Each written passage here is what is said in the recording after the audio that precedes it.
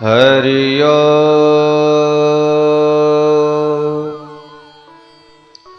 वर्णानामर्थसंज्ञानां रसानां छन्दसामपि मंगलानां च कर्तारो वन्दे वाणी विनायको। जय जय श्री राधारमण जय जय नवल किशोर जय गोपी चित चोर प्रभु जय जय माखन चोर। अज्ञानतिमिरान्धस्य ज्ञानाञ्जनशलाकया चक्षुरुन्मीलितं येन तस्मै श्रीगुरुवे नमः। प्रज्ञापुराणं परमं पवित्रं व्यासर्मुनिर्यत्सहजं विरचितं ज्ञानस्य वर्धं प्रतिपङ्क्तिबद्धं प्रज्ञापुराणं तेजो प्रदीपः प्रज्ञापुराणं तेजो प्रदीपः। बोले सद्गुरुदेव भगवान की जय। गायत्री माता की जय। परमदनिया माता जी की जय। वृंदावन बांके बिहारी लाल की जय। आनंद कंद भगवान की जय। ओम नमः पार्वते पत हर हर महादेव।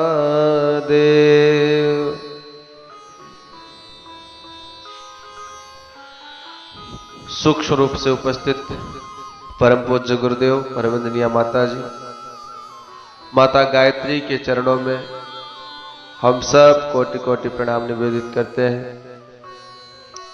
श्रीमद् पावन प्रज्ञा पुराण की कथा का श्रवण करने वाले समस्त श्रोता समुदाय को, आत्मीय परिजनों को, मित्रों को, सबको हमारी तरफ से श्री आराम में सब जग जानी करहूं प्रणाम जोर जुग पानी का भाव निवेदित करते हैं। पिछले दिन की कथा आप लोगों ने श्रवण करी कि दहेज समाज के लिए एक अभिशाप है, कलंक है। खर्चीली शादियां दरिद्र बनाती है। तो ना तो दहेज लेना है ना दहेज देना है। स्वेच्छा पूर्वक जो कन्या के माता पिता अपनी बेटी को देते हैं उसको स्वीकार कर लेना चाहिए, लेकिन किसी भी प्रकार की कोई मांग नहीं करनी चाहिए। विवाह के पश्चात पति और पत्नी को किस तरह से रहना चाहिए, उनका आपस में किस तरह से व्यवहार हो कि हमारा दाम्पत्य जीवन सुखपूर्वक व्यतीत हो। पति और पत्नी एक दूसरे के साथ कैसा व्यवहार करें कि उसकी गृहस्थ की गाड़ी सही ढंग से सुचारू रूप से नियत मार्ग पर चले। तो इसके विषय में ऋषिवर कहते हैं, पति ही पत्नी च प्राणैस्तु गच्छेतामेकतां सदा शरीरेण द्वयं स्यातां स्नेह सम्मानमेव च सहयोगं सदा पूर्णं विश्वासं च परस्परम् अर्थयेतामुभौ नैव गृहेतां किमपि क्वचित् गृहे ताम किमपि क्वचित। बोले पति और पत्नी को कैसा रहना चाहिए, किस तरह से रहे? तो कहा पति और पत्नी एक प्राण दो देह बन करके रहे। प्राण एक, शरीर अलग, एक दूसरे को परिपूर्ण स्नेह और सहयोग देते रहना चाहिए। एक दूसरे पर विश्वास बहुत जरूरी है। जिस रिश्ते में विश्वास नहीं होता वह रिश्ता टूट जाया करता है। इसलिए पति और पत्नी में एक दूसरे पर अडिग विश्वास रहना चाहिए, शंका नहीं करनी चाहिए, परस्पर दुराव ना रखें। गलतियां सबसे होती है, पति से भी हो सकता है, पत्नी से भी हो सकती है। तो गलतियां होना बुरी बात नहीं है। एक बार गलती हो जाए, दो बार गलती हो जाए, तीन बार गलती हो जाए, लेकिन हमको आपको क्या चाहिए, पति और पत्नी को क्या चाहिए कि एक दूसरे की गलती को सुधार करने का प्रयास करना चाहिए, एक दूसरे के भूल को सुधार करने का प्रयास करना चाहिए। आपस में प्रतिशोध की भावना ना रखें। हो सकता है कभी पति किसी बाह्य टेंशन के कारण पत्नी को डांट दे, बोल दे, उसको दो कटु शब्द बोल दे, तो पत्नी को क्या चाहिए कि उससे प्रतिशोध की भावना ना रखे कि आज हमको इन्होंने बोला है तो कल हम भी इसी तरह से इनको मौका मिलते ही बोलेंगे। नहीं, पत्नी भी अगर कभी पति को कुछ बोल दे, डांट दे या कुछ ऐसा शब्द बोल दे, अप्रिय वाक्य बोल दे जिसके कारण पति आहत हो जाए, तो कहने का अभिप्राय यह है कि प्रतिशोध की भावना ना रखें, उसको उसी समय अपने दिमाग से बात को निकाल देनी चाहिए। ये दाम्पत्य जीवन के व्यवहारिक सूत्र है, सफल दाम्पत्य के व्यवहारिक सूत्र है, इसको हमको आपको समझना चाहिए। मतभेदों को विचार विनिमय से सुलझा लिया करें। कोई बात अगर आपके घर में हो जाती है तो पति और पत्नी साथ में बैठे, और अगर मन में कोई भी मतभेद है, कुछ ऐसी बात है, तो दोनों आमने सामने बैठ करके उस पर चर्चा करके उस बात को समाप्त कर देनी चाहिए। कुछ लोग हठी होते हैं, तो हठी नहीं, जिद्दी नहीं होना है, जिद्दी नहीं बनना है। क्या करना है, यदि कोई पक्ष आग्रहशील हठवादी है तो उसको समझाया जाए, बताया जाए कि आप हठवादी ना बने, हठी ना बने, जिद को छोड़ दें। दूसरे की कठिनाई और लाचारी पर सहानुभूति पूर्वक विचार करें। मान लीजिए कभी किसी की तबीयत खराब है, पत्नी की तबीयत खराब है, वो भोजन बनाने में असमर्थ है, तो एक दिन आप भोजन बना लीजिए, उसमें किसी प्रकार की कोई समस्या आने वाली नहीं है। इससे क्या होगा, पति और पत्नी में आपस में प्रेम बढ़ेगा। तो एक दूसरे की लाचारी को समझे और उस पर सहानुभूति पूर्वक विचार करें। अपनी मर्जी पूरी ना होने पर आक्रोश ना करें। आपके मन मुताबिक अगर कोई कार्य नहीं होता है तो उसके लिए आप क्रोधित ना होइए, क्योंकि क्रोध में जब व्यक्ति आता है तो उसकी बुद्धि भ्रष्ट हो जाती है और उस क्रोध के वशीभूत होकर के व्यक्ति ऐसे कृत्य कर जाता है कि जीवन भर पछताना पड़ता है। इसलिए जो आपको बताया जा रहा है इसको ध्यानपूर्वक सुने।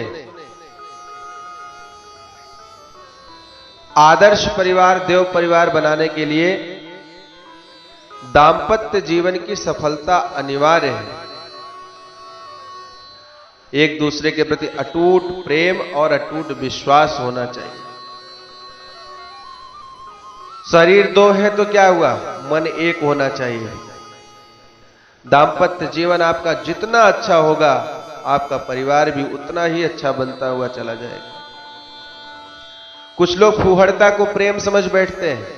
मित्रों ध्यान रखना, फूहड़ता को प्रेम नहीं कहते हैं। मित्रों जो जिसको प्रेम करता है वह एक दूसरे पर समर्पित हो जाता है। जिस तरह से भगत सिंह, गांधी जी, सुभाष चंद्र बोस आदि आदि स्वतंत्रता संग्राम सेनानी, हमारे देश के वीर जवान, उन्होंने देश से प्रेम किया और देश से प्रेम करने की वजह से हंस हंस करके फांसी पर चढ़ गए, लेकिन उन्होंने कभी भी अपने देश पर आंच नहीं आने दी। ये क्या था, उनका अपने देश के प्रति प्रेम था, समर्पण था, इसलिए उन्होंने अपने प्राण को भी न्यौछावर कर दिया। उसी तरह से पति और पत्नी एक दूसरे से प्रेम करें, एक दूसरे पर समर्पण होना चाहिए। एक बड़ी सुंदर कहानी मेरी और टॉमस की। गरीब परिवार था, पति और पत्नी दोनों से बहुत प्रेम करते थे। टॉमस और मेरी दोनों एक दूसरे से बहुत प्रेम करते थे। जब भी उनका विवाह दिवस आता तो कुछ न कुछ उपहार दिया करते थे एक दूसरे को। हर वर्ष की भांति इस वर्ष भी विवाह दिवस नजदीक आ रहा था। गरीबी इतनी थी कि उनके पास देने के लिए कुछ नहीं था।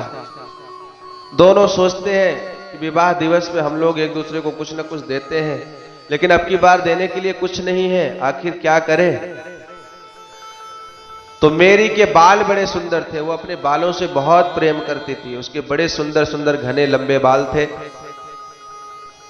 दुर्भाग्य था, बाल तो बड़ा सुंदर, लंबा केस, लेकिन श्रृंगार के लिए कुछ नहीं था।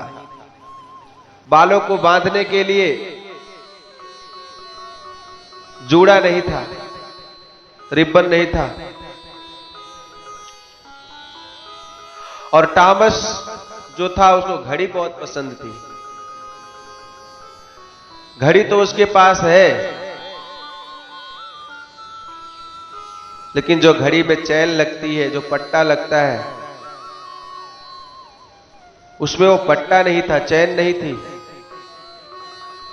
विवाह दिवस नजदीक आ गया, दोनों एक दूसरे को कुछ न कुछ देना चाहते हैं। पैसे नहीं है, बहुत गरीबी, क्या करें कुछ समझ में नहीं आ रहा।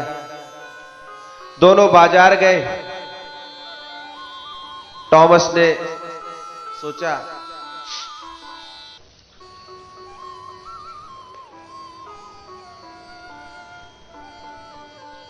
कि घड़ी तो मेरे पास पड़ी हुई, लेकिन इसमें चैन नहीं है, आखिर मेरे किसी काम की है नहीं।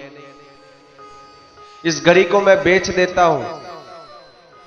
और मेरी पत्नी मेरी के बाल बड़े सुंदर हैं, केस बड़े सुंदर हैं, बांधने के लिए उसके पास जूड़ा नहीं है। तो उन्होंने क्या किया, अपने उस घड़ी को बेच दिया और जूड़ा खरीद लिया। इधर मेरी वो भी बाजार गई। उसने सोचा मेरे इतने सुंदर केस हैं, लेकिन हमें बालों में बांधने के लिए मेरे पास जूड़ा नहीं है, और मेरे पति देवता के पास घड़ी है, लेकिन उसमें चैन नहीं है। तो ये बाल मेरे किस काम के। मेरे पति घड़ी बहुत पसंद करते हैं, तो चलो मैं इस बाल को बेच करके उनकी घड़ी के लिए चैन ले लेती हूँ। देखिए क्या है, एक दूसरे के प्रति समर्पण है, एक दूसरे के प्रति प्रेम है। जो अपनी खुशियों का गला घोट करके दूसरे को खुश रखना चाहते हैं, वही सच्चा प्रेम है। आज दोनों ने क्या किया, उसने अपनी घड़ी बेच दी और मेरी ने अपने बालों को कटवा करके बेच दिया। विवाह दिवस आज है। पति और पत्नी एक दूसरे के सामने खड़े हुए हैं। देना दोनों लोग कुछ ना कुछ चाहते हैं, लेकिन दुर्भाग्य क्या था, जब टॉमस ने मेरी को बालों में बांधने के लिए जूड़ा देना चाहा तो देखा बाल ही नहीं थे, और मेरी ने जब टॉमस को चैन देना चाहा तो पूछा घड़ी कहां है आपकी, तो घड़ी ही नहीं थी। एक दूसरे के समर्पण और प्रेम को देख करके दोनों गले लग गए और आनंद पूर्वक उन्होंने अपना विवाह दिवस मनाया। दोनों की आंखों में प्रेमाश्रु है। ये क्या है? ये समर्पण है, ये प्रेम है, ये विश्वास है। किसका? पति का अपने पत्नी के प्रति और पत्नी का अपने पति के प्रति। उसी तरह से आप सभी को कहानी पता होगी कि हमारे भारतीय स्त्रियां, भारतीय पत्नियां अपने पति के हृदय की बात को जान जाती है। भगवान रामचंद्र जी का वनवास हुआ, गंगा पार करना है, केवट को बुलाया, नाव लेकर के केवट आया। केवट ने भगवान रामचंद्र जी, भैया लक्ष्मण और माता जानकी को नदी से पार कराया। भगवान रामचंद्र जी केवट को कुछ ना कुछ उतराई देना चाहते हैं, लेकिन उनके पास कुछ देने के लिए है नहीं। सोच रहे कि आखिर मैं क्या दूं, लेकिन माता जानकी भगवान रामचंद्र जी के हृदय में क्या चल रहा है, उनके मस्तिष्क में क्या क्या बात चल रही है, वो समझ जाती हैं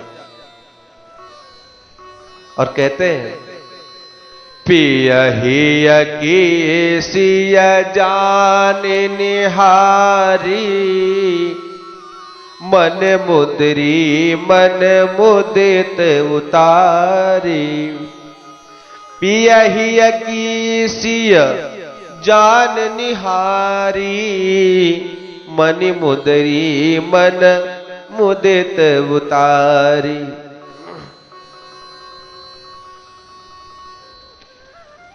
माता जानकी ने जान लिया कि भगवान रामचंद्र जी के हृदय में क्या चल रहा है, और उन्होंने तुरंत रामचंद्र जी की व्याकुलता को समझ लिया, पहचान लिया। माता सीता ने तुरंत अपनी अंगूठी निकाल करके राम के हाथ में रख दी और कहा, प्रभु आप इसको उतराई में दे दीजिए। ये क्या है? ये पति और पत्नी का प्रेम है। एक दूसरे के हृदय में क्या चल रहा है वो समझ जाती है। उसी तरह से परम पूज्य गुरुदेव माता जी का भी प्रेम अटूट था। किसकी तरह था? सीता राम जी के जैसे था।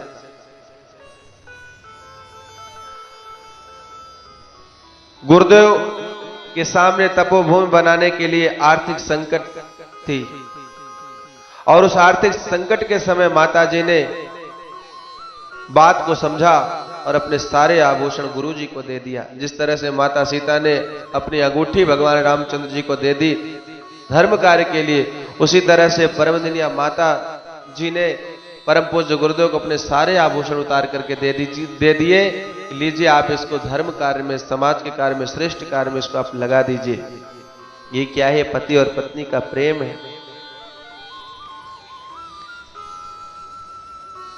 इसी तरह से एक बार बादशाह अकबर बीरबल राजस्थान मारवाड़ से कहीं जा रहे थे। तभी रास्ते में उन्होंने देखा कि एक जगह पर हिरण और हिरणी दोनों मरे हुए पड़े थे, एक ही जगह पर। अब उन्होंने देखा ना तो उनके शरीर पर कोई घाव है, ना कोई निशान है, ना कोई तीर है। अकबर को कुछ समझ में नहीं आ रहा था कि आखिर इनकी मौत कैसे हुई।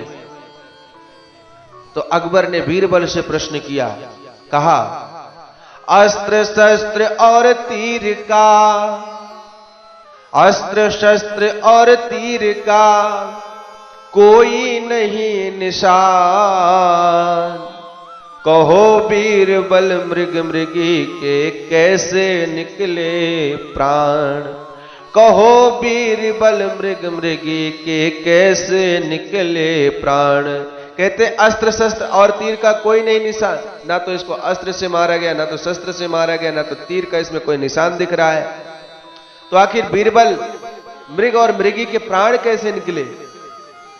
तब बीरबल कहते हैं, प्यास अधिक और नीर कम, प्यास अधिक और नीर कम, सरोवर के दरमियान।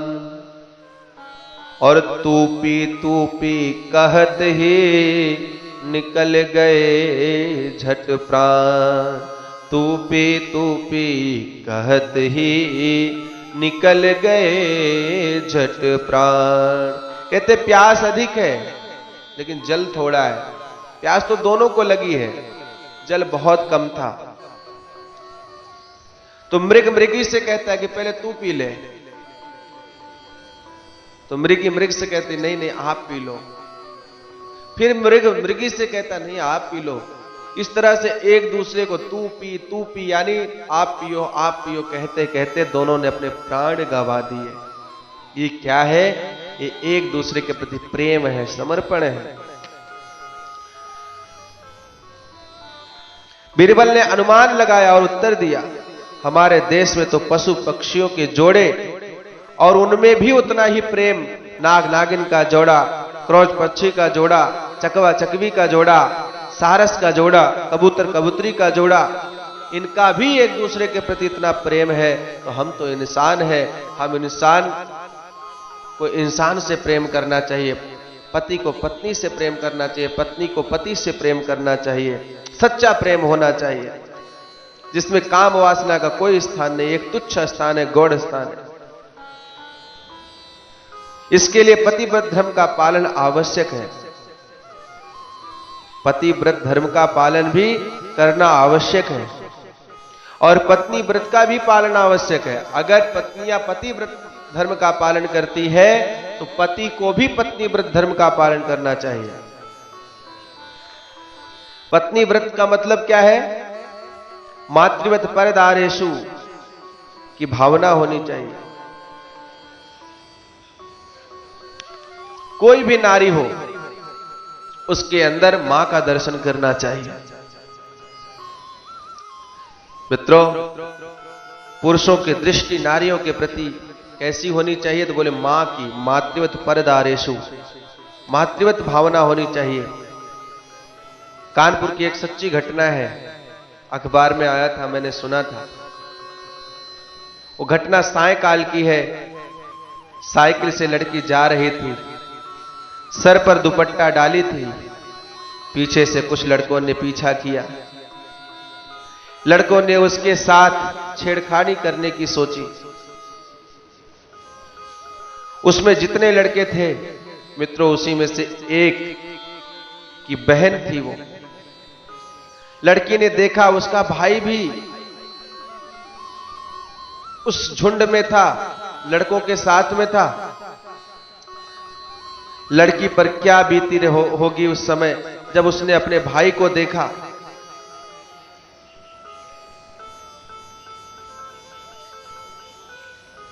भाई पहले घर पहुंचा, कुछ देर तक गुमसुम बैठा रहा। मां ने पूछा, बेटा क्या बात हो गई? उसने कुछ नहीं बताया। 2 मंजिला का मकान था, ऊपर चढ़ गया और फांसी लगा ली। लड़की आई, वह भी गुमसुम बैठी हुई थी। मां ने पूछा, बेटी क्या हुआ? कुछ जवाब नहीं दिया। मां तो समझ गई कुछ तो गड़बड़ है। मां ने अंदाजा लगाया, लड़के की छानबीन की तो पता चला उसने फांसी लगा ली। मित्रों, पुलिस आई, तहकीकात शुरू हुई। तब एक सुसाइड पत्र में लिखा था, आज मुझसे बहुत बड़ी गलती हो गई। मैंने अपने बहन के सामने, अपने बहन के पीछे ही मैं भागा। मैं अपने बहन के सामने कैसे मुंह दिखाऊंगा? और बहुत सारी बातें उसने लिखी थी। मित्रों, यह सत्य घटना है। आज तो वो आपकी बहन थी तो आपने ऐसा कर लिया। आखिर आप जिसके पीछे दौड़ते हो, जिसके पीछे भागते हो, क्या वो किसी की बहन नहीं है? क्या वो किसी की मां नहीं है? मित्रों, इसलिए हमको आपको चाहिए कि सभी स्त्रियों में मां का दर्शन करना चाहिए। उसी तरह से पतिव्रत धर्म का पालन पत्नियों को करना चाहिए, स्त्रियों को करना चाहिए।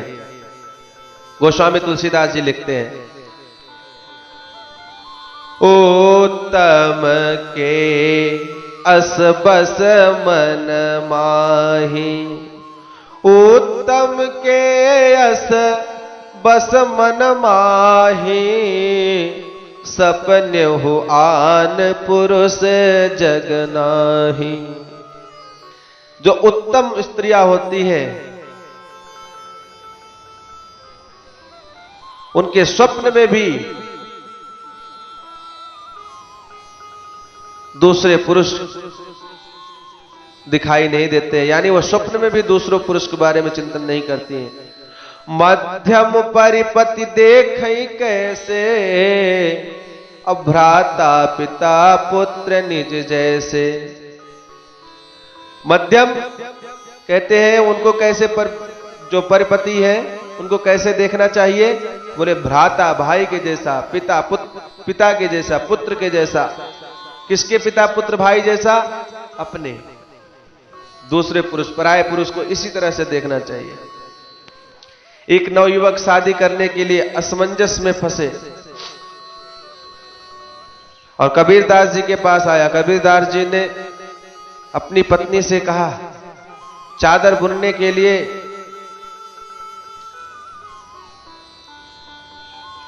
दिया लाओ। पत्नी ले आई। दोपहर में पत्नी ने कुछ भी नहीं कहा, कोई प्रश्न नहीं किया। कबीरदास जी ने युवक को समझाया, यदि ऐसी पत्नी मिलो तो अवश्य शादी कर लो। कि दोपहर के समय चादर बुनने के लिए दिया मंगाते हैं, पत्नी एक बार भी सवाल जवाब नहीं करती कि आप किस लिए मंगा रहे हो। नहीं, उसको जो उसके पति ने आज्ञा दिया उसने वो काम किया। अगर ऐसी पत्नी मिलती तो उससे विवाह कर लो, ऐसा कबीरदास जी समझाते हैं। यानी पत्नी जो है वो पति की हर बात माने।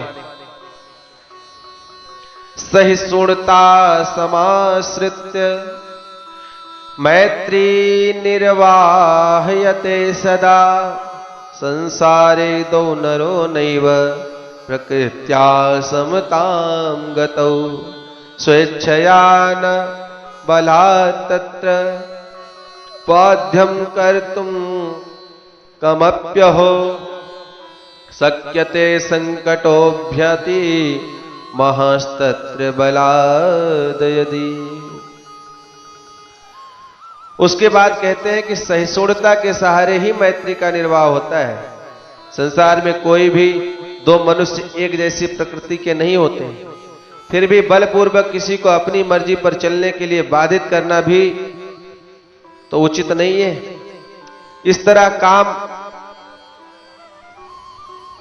करा लेने पर काम ना होने से भी अधिक व्यथित करने वाला बड़ा संकट उत्पन्न हो जाता है। अस्तु मतभेदों को पनपने का अवसर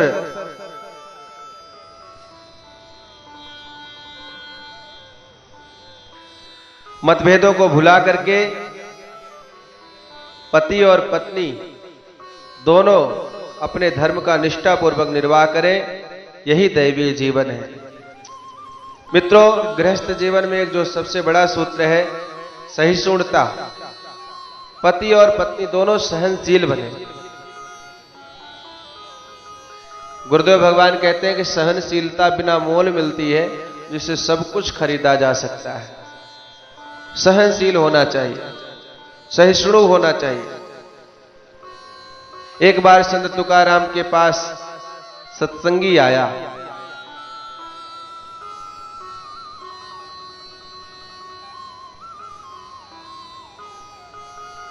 अब पत्नी ने देखा कि तुकाराम जी के पास कोई सत्संगी आया तो चिढ़ गई और उसको गुस्सा आ गया। घर के अंदर गई, पानी लेकर के आई। घर के बाहर आकर के पानी फेंक दिया। संत तुकाराम ने कहा, आज तक तो हमने केवल यही सुना था, जो बादल गरजते हैं वो बरसते नहीं, लेकिन आज हमने देख लिया कि जो बादल गरजते हैं वो बरसते भी हैं।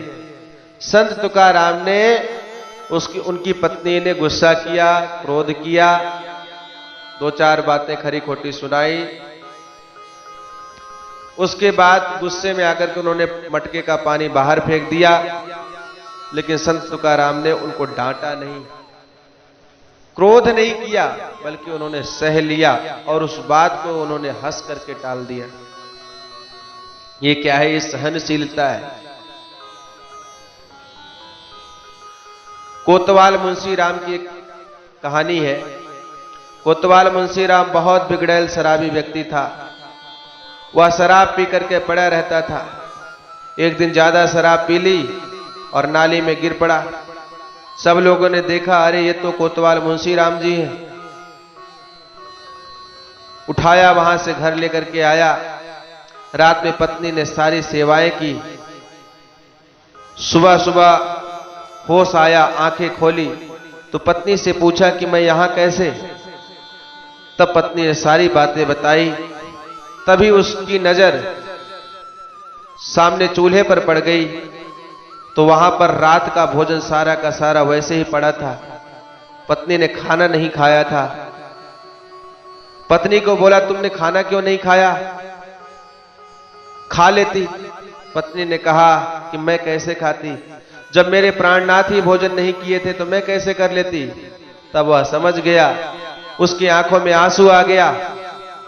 पत्नी ने कहा, स्वामी आपको पता है कि आपके कारण आपके माता पिता कितने दुखी रहते हैं।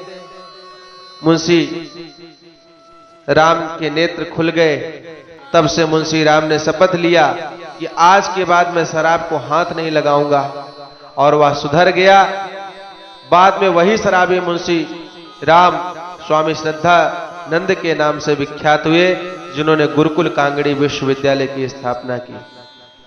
ये क्या है? ये सहनशीलता है। शराब पी करके आया, पत्नी ने सेवा की। वहीं पर चाहती तो दो चार खरे खोटे सुना देती तो घर में कलह होता, झगड़ा होता, लेकिन नहीं, सह गई। उसी तरह से एक इंजीनियर साहब थे और उनकी पत्नी बड़ी झगड़ालू, बड़ी कठोर स्वभाव की थी।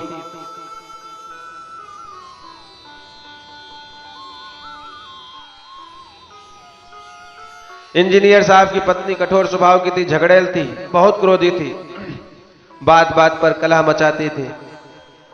एक दिन सुबह सुबह बड़बड़ाने लग गई। इंजीनियर साहब शांत स्वभाव के थे। पत्नी ने सुबह नाश्ता ही नहीं बनाया। पति सुबह ही अपने ऑफिस जाते थे, दोपहर के लिए भोजन भी टिफिन बना करके नहीं दिया, और चलते चलते बोल दिया कि आज तुम बड़े ही क्रोध में हो, नाश्ता भी नहीं बनाया, भोजन भी नहीं बनाया, तो कम से कम एक कप चाय तो बना देती। तो उसने सोचा चाय तो हमें भी पीना है, तो किचन में गई, 2 कप चाय बनाई और चाय ला करके पति को दिया। पति ने चाय पिया और ऑफिस चले गए। कुछ देर के बाद पत्नी किचन में गई और उसने चाय कप में लिया पीने के लिए। जैसे ही उसने चाय का एक घूंट मुंह में लिया, तुरंत उसने चाय को थूक दिया और कहा, हे भगवान, इतनी कड़वी चाय, चीनी की जगह तो मैंने नमक डाल दी। तब उसे एहसास हुआ कि चाय में शक्कर की जगह नमक पड़ गया। तब उसके अंदर अंतर मन की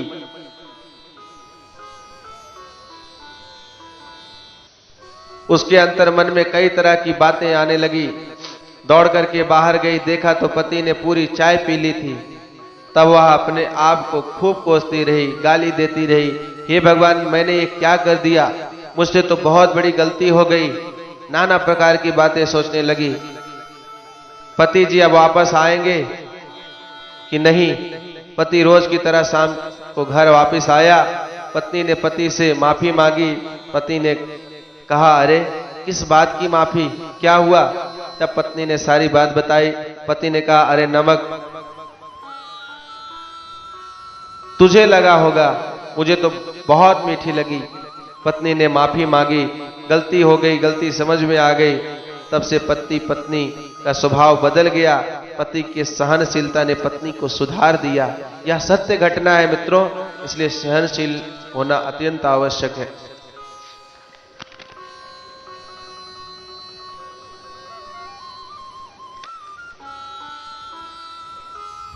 कभी कभी होता है पति और पत्नी एक दूसरे से बोलना बंद कर देते हैं, अबोला हो जाता है। एक परिवार में पति और पत्नी साथ में रहो और एक दूसरे से ना बोले तो सोचो उस घर की क्या स्थिति होगी। कभी कभी छोटी मोटी बातें घर में हो जाया करती है, उसके लिए अब आप एक दूसरे से बोलना ही बंद कर देंगे तो समस्या का समाधान नहीं होगा। इसलिए घर में अबोला नहीं होना चाहिए। कभी कभी होता है मम्मी पापा बात नहीं करते, यानी पति और पत्नी दोनों आपस में बात नहीं करते तो बेटे का सहारा लेते हैं। बात करना भी है तो कैसे करते हैं, पप्पू बेटा अपनी मम्मी से कह दो कि चाय बना दे। आप डायरेक्ट भी तो कह सकते हो, सीधा सीधा भी तो उनसे कह सकते हो, नहीं कहते हैं। क्यों? बोलना नहीं चाहते। तो पत्नी भी कहती है पप्पू बेटा अपने पापा से कह देना कि सब्जी घर में खत्म हो गई है, बाजार से लेकर के आ जाएंगे। तो सीधा सीधा भी कह सकती है, लेकिन नहीं, एक दूसरे के अंदर ईगो है तो वो हर्ट नहीं होना चाहिए। तो कभी कभी रिश्तों को बचाने के लिए ईगो नहीं करना चाहिए, ईगो नहीं दिखाना चाहिए। एक दंपत्ति आपस में झगड़ रहे थे।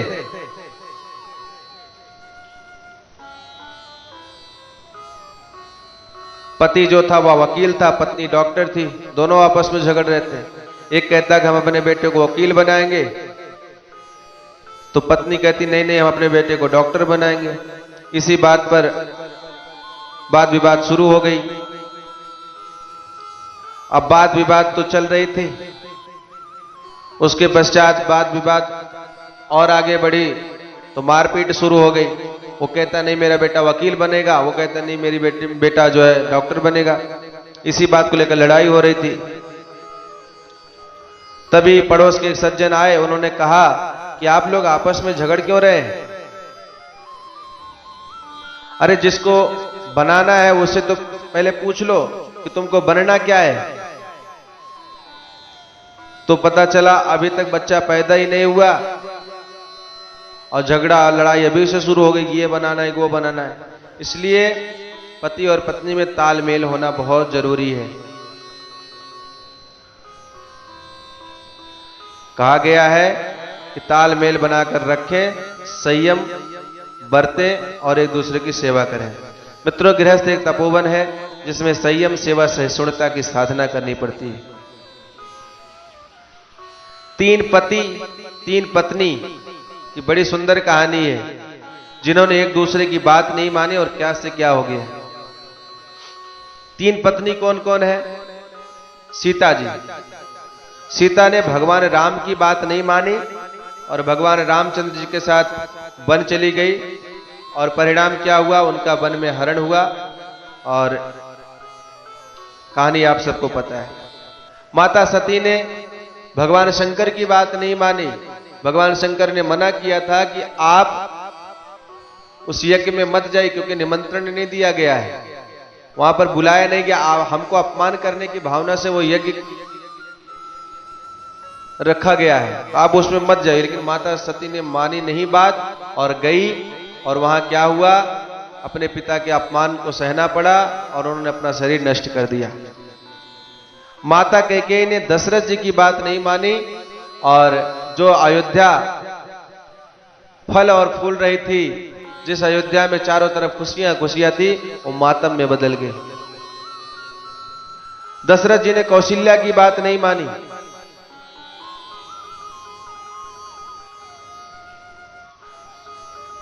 बाली ने अपनी पत्नी तारा की बात नहीं मानी। तारा ने खूब समझाया था कि अपने भाई का हिस्सा दे दो, उससे बैर मत करो, नहीं माने। रावण ने अपनी पत्नी मंदोदरी की बात नहीं मानी थी, जिसका परिणाम क्या हुआ आप सबको पता हुआ, पूरे कुल का संहार हो गया। सीता का हरण, सती का मरण, कैकेयी को कलंक, दशरथ की मृत्यु, बाली का वध, रावण का संहार। ये सब क्यों हुआ कि एक दूसरे की बात नहीं मानी। देवतुल्यम विधातुम तद विवाहात् पूर्वजम तथा व्यतिरेकस्य विस्मर्यः कार्यम न संशयादिकम विवाहस्य दिनादेव प्रारब्धा व्रतशीलता जायते भाव्यमैतश्च नियमैरुभयो कृतम। विवाह से पूर्व व्यतिरिकों को भुला दिया जाए, इस कारण कोई किसी पर अविश्वास या संदेह न करे। व्रतशीलता तो विवाह के दिन से ही आरंभ होती है। विधवा और विधुर दोनों के लिए एक जैसे अनुशासन होने चाहिए। बंधन मुक्त होने का प्रयत्न अनिवार्य कारण होने पर ही किया जाए, उसे नियम नहीं अपवाद माना जाए। ऐसे प्रसंग कम ही आए। कोई पति अपनी पत्नी का अनीतिपूर्वक परित्याग न करे, इस पर अपने शरीर की देखभाल की तरह ही कड़ी दृष्टि बना करके रखना चाहिए। विवाह से पहले जो व्यतिरेक है हमको भुला देना चाहिए।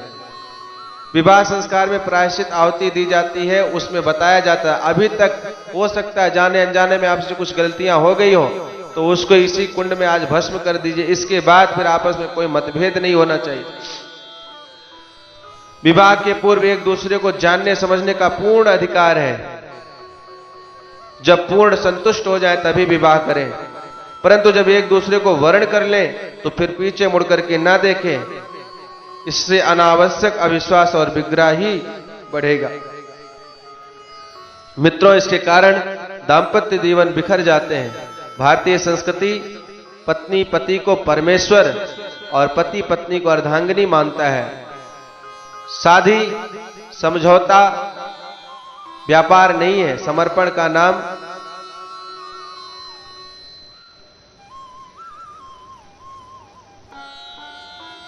शादी समझौता है, व्यापार का नाम नहीं है, अपितु समर्पण का नाम है। समझौते स्वार्थ के लिए होते हैं, समर्पण निष्काम होता है। मित्रों, पश्चिमी शादियां टूटती हैं, लेकिन भारतवर्ष में नहीं।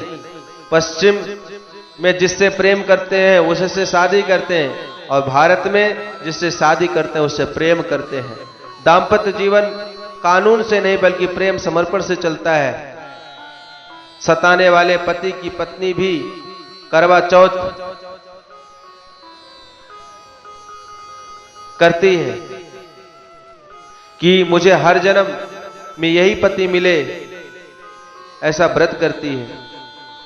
एक पड़ोसन ने दूसरी पड़ोसन से कहा, तुम्हारा पति तुमको परेशान करता है फिर भी तुम उसके लिए व्रत कर रही हो।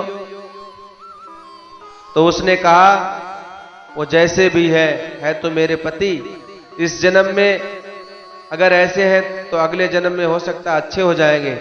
भारतीय शादियां आदर्श की पराकाष्ठा है। निवेदन है आप सभी से, कृपया दाम्पत्य जीवन को बिगड़ने ना दें। कष्ट अपमान घाटा सह करके भी दाम्पत्य जीवन बचाइए। अलग होने की कल्पना भी ना करें।